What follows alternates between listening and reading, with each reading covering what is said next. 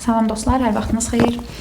Ümid edirəm yaxşısınız. Bugün biz sizlə kəmiyyət bildirən sözləri öyrənəcəyik növbəti dərsimizi.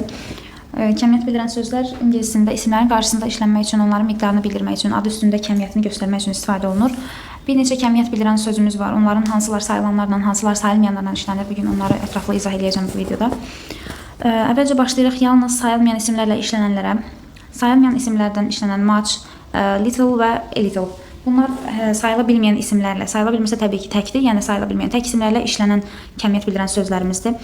Much'ın tərcüməsi çox, çoxlu, a little biraz, yetərli və yetərsiz yazılıb qabağında. Bu nə deməkdir? A little deyəndə biraz var, little deyəndə isə çox azdır. Yəni belə də deyə bilərik ki, a little little'dan böyükdür, yəni çoxdur. A little deyəndə biraz var olduğunu bildirir. Little isə yox mənasında, demək olar ki, yox həddində, yetərsiz bir mənada istifadə olunur.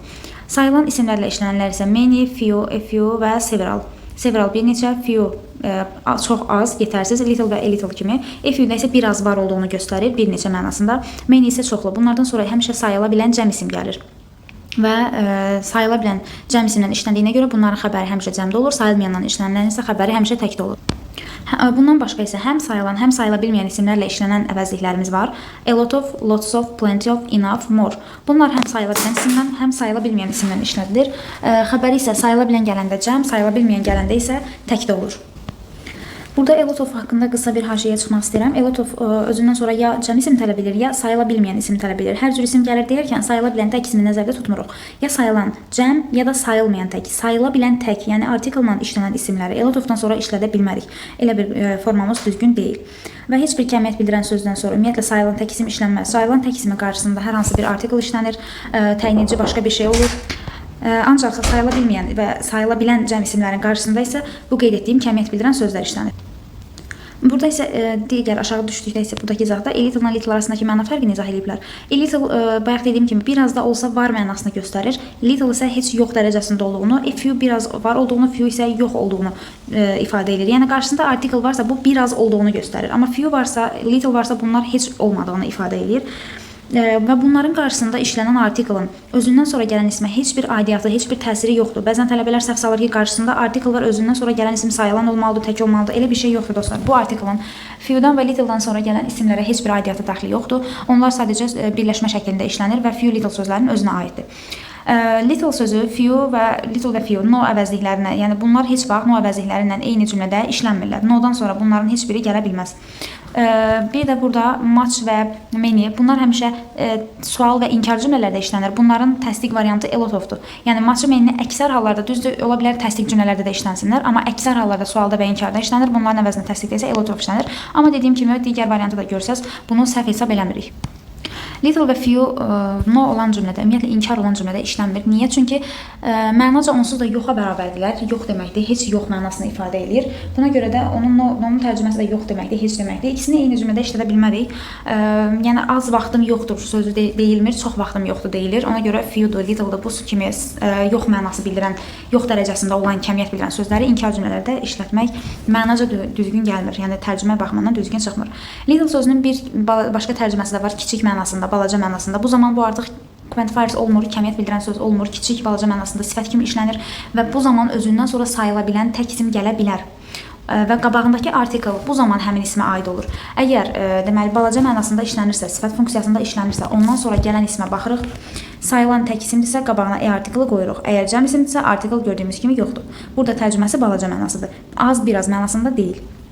Sonra gəlir only, tərcüməsi yalnız deməkdir. Özündən sonra artikel olanlar işlənir. A few, a little və some işlənir. Özündən sonra many, much, little, few, a lot of işlətmək olmaz. 3 dənə özündən sonra kəmiyyət bildirən söz qəbul edir. A few, a little və some.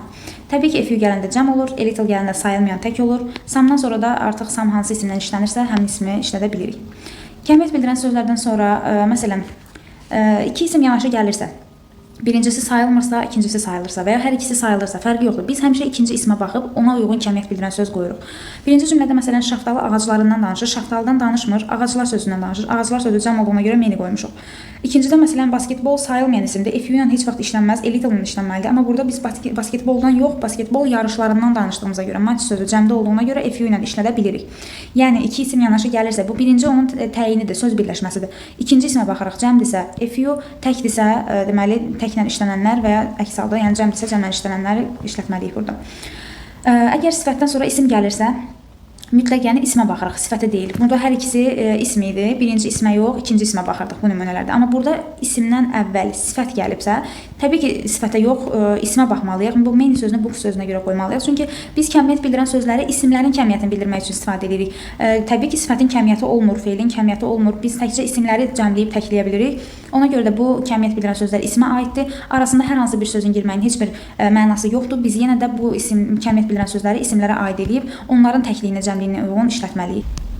Daha sonra gəlir very əvəzliyimiz. Deməli, very kəmiyyət bildirən sözümüz daha doğrusu. Bundan sonra həmişə main, much, few və little işlənir. Gördüyünüz kimi artiklesızlar işlənir. Bunlardan sonra article, a few, a little, a lot of bunlar heç vaxt işlənməz. Deməli, bu qaydalar həmçinin to-ya da aiddir. Çünki very, to bir-birinə bərabərdir. Bunlardan sonra ancaq main, much, few, little gəlir və özlərindən sonra maindən sonra cəm, daha sonra few'dan sonra cəm, amma much və little'dan sonra isə tək isimlər işlənir. Verydən sonra heç vaxt artikl olmaz. Ona görə bu artikllar səhvdir. Yəni belə bir variantları görsəz bilin ki, bunlar düzgün deyil. So, elə belə mənasını verir. Özündən sonra yenə many, much, few, little işlənir. Heç vaxt artikllar olmaz. Very, to, su üçü də eyni deməli xüsusiyyətlərə malikdir. Bunlardan sonra artikl işlənmir və many, much, few, little işlənir. Bunlardan sonra təbii ki, ismə baxır artıq. İsim təklisə, manydirsə cəm olmalıdır, muchdirsə tək olmalıdır. So-dan sonra həmişə sifət zərf gəlir. Heç vaxt isim birbaşa gələ bilməz. İsim o halda gəlir ki, bax bu kəmiyyət bildirən sözlər işlənsin, bunlardan sonra isim gəlsin. Əks halda heç vaxt so-dan sonra isim işlənə bilməz.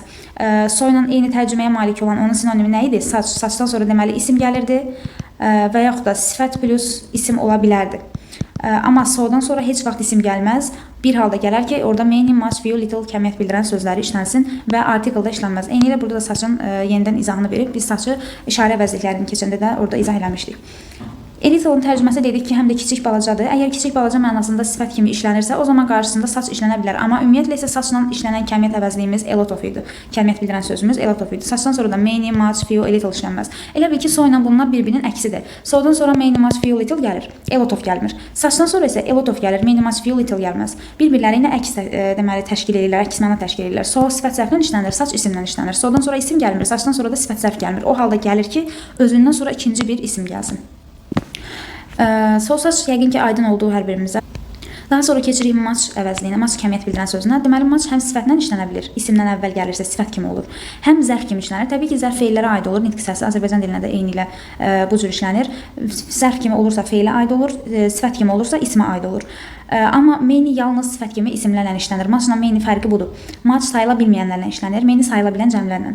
Amma much həm sifət, həm zərf olur, main isə təkcə sifət olur və maindən sonra yalnız isim gəlir.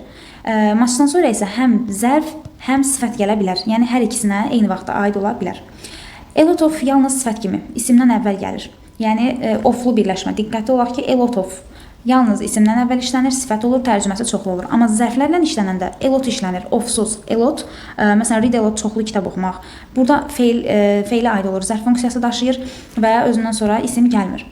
Amma a lot of-dan sonra, yəni isim olan variantdan sonra mütləq bir isim gəlməlidir. Bu isim də ya sayılan cəm olur, ya sayılmayan tək olur. Sayıla bilən tək isim gəlməz. Ümumiyyətlə, a lot da zərfə aid olduğuna görə bundan sonra da isim gəlməz. Yalnız feil gəlməlidir.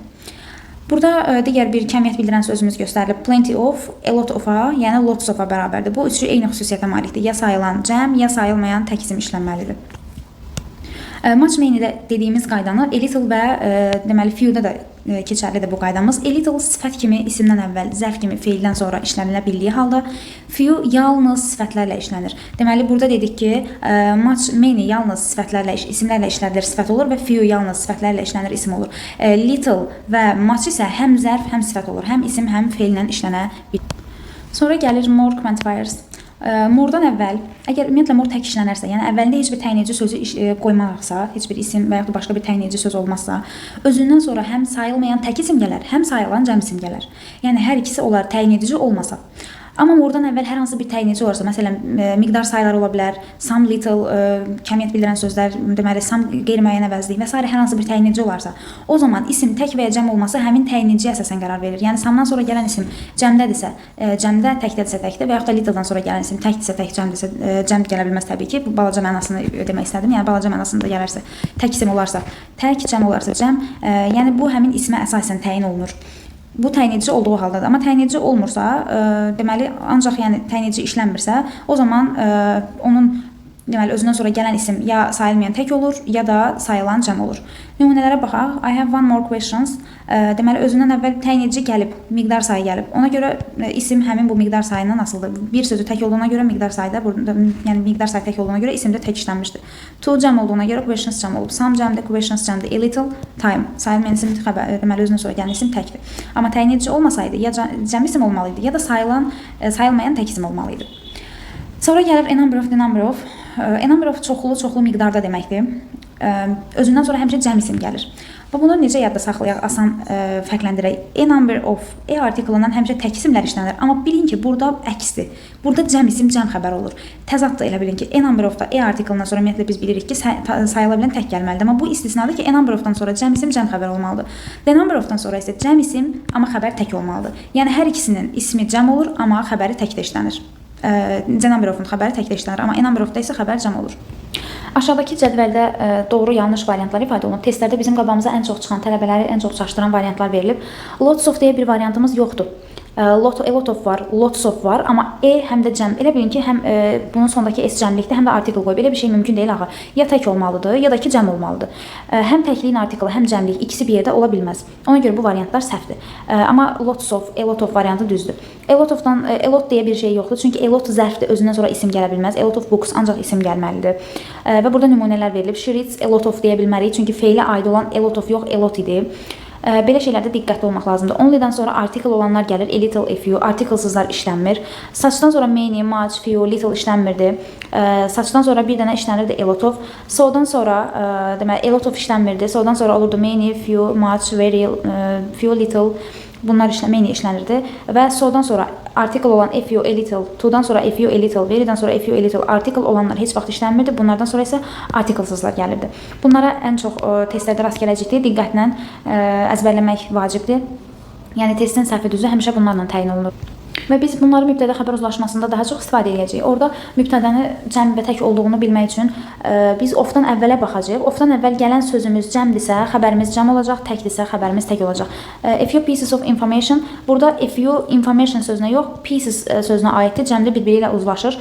Amma a little-dan sonra tək isim gəlməlidir. Pieces cəmdir. Bu belə bir şey düzgün deyil. Ona görə də burada görürsüz səhv olduğu qeyd olunub. Bir-biri ilə uzlaşmır. Yəni bu ofdan əvvələ baxaraq, bu sözlərə baxaraq, bu sözün məsələn few-nun information-a heç bir aidiyyəti yoxdur. Little-ın mitə heç bir aidiyyəti yoxdur. Onun özündən sonra gələn ismin təkliyinə, cəmliyinə təsiri var. Özündən birbaşa sonra gələn ismə baxmalıyıq ki, few-dan sonra cəm gəlməlidir, little-dan sonra isə tək gəlməlidir. Yanlış verilib burada. Bəs əgər bu nümunələrdə of sözünü işlənməsə, o zaman nəyə baxırıq? Ən sonuncu sözə. Many özündən sonra birbaşa gələn söz görürük, sayılmır. Deməli, ondan birbaşa sonra gələn sözə yox, daha sonra ən sonuncu ismə qədər getməliyik. Close sözündən uzlaşır. Many polis sözündən yox, polis inspektorundan uzlaşır və inspectors olmalıydı burada. Ona görə bu variant artıq səhvdir. Much news doğrudur, çünki sport sözünə yox, news sözünə aiddir. Yəni əsas sözümüz idman deyil, idman xəbərləridir. Ona görə xəbər sözündən uzlaşmalıdır. Much sözün burada petrola yox, station sözünə aid olduğuna görə stations da sayılmayan olmalıydı, tək olmalıydı, cəm verilib. Bu variantımız da doğru deyil. Yəni test işləyərkən baxacağımız əsas məqamlar bunlardır. Özündən sonra gələnlər, ofdan əvvəl gələnlər, cəmlik, təklik, uzlaşma, ən çox diqqət edəcəyimiz yerlər bunlardır. Burada bir neçə test nümunələri verib, yəni test edərkən diqqət edəcəyimiz əsas məqamlar vurğulanıb. Bunlara diqqətlə baxmanızı tövsiyə edirəm.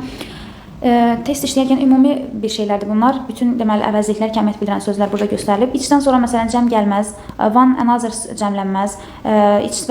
İç azə one another yəli halda olanda isim gəlir, başqa halda gələ bilmir. 2 nəfər olanda iç azə, çox olanda one another işlənir.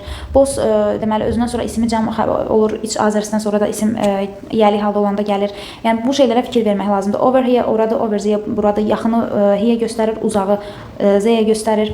Zətli ilə tək, zolsuz ilə cəm isimlər işlənir. Saçdan sonra sayıla bilən gələndə artikel, sayılmayan isim gəlirsə artikel olmur, cəm gəlirsə artikel olmur, sifət gəlib daha sonra isim gəlir, amma təkcə isim gələ bilmir.